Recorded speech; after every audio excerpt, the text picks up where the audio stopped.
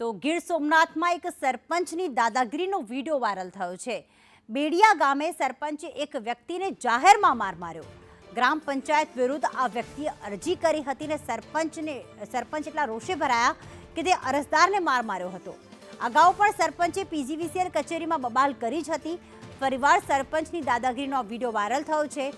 ગ્રામ પંચાયત વિરુદ્ધ અરજદારે અરજી કરી। દરેક વ્યક્તિનો હક છે કે તે કોઈના વિરુદ્ધમાં અરજી કરી શકે છે। જો તને એવું લાગે કે કૌભાંડ થઈ રહ્યું છે કે કોઈ કામ નથી થઈ રહ્યું, એવામાં સરપંચ રોષે ભરાયા અને તેની દાદાગીરી કરી કે આખરે તે ગ્રામ પંચાયત વિરુદ્ધ અરજી શા માટે કરી, અરજદારને માર માર્યો।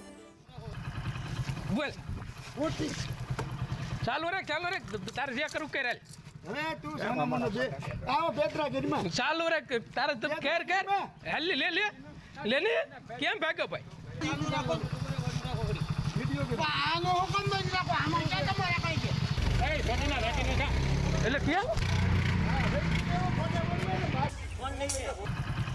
બોલ ચાલુ રે તારે જે કરું કે રે હવે તું સામાનો જે આવો બેતરા ગીરમાં ચાલુ રે તારે તું કેર હેલ લે કેમ ભાગ્યો ભાઈ વિડિયો કે આનો હુકમ દઈ રાખો આમાં ક્યાં તમારે કઈ છે એ બેઠીના રાખીને જા એટલે કેમ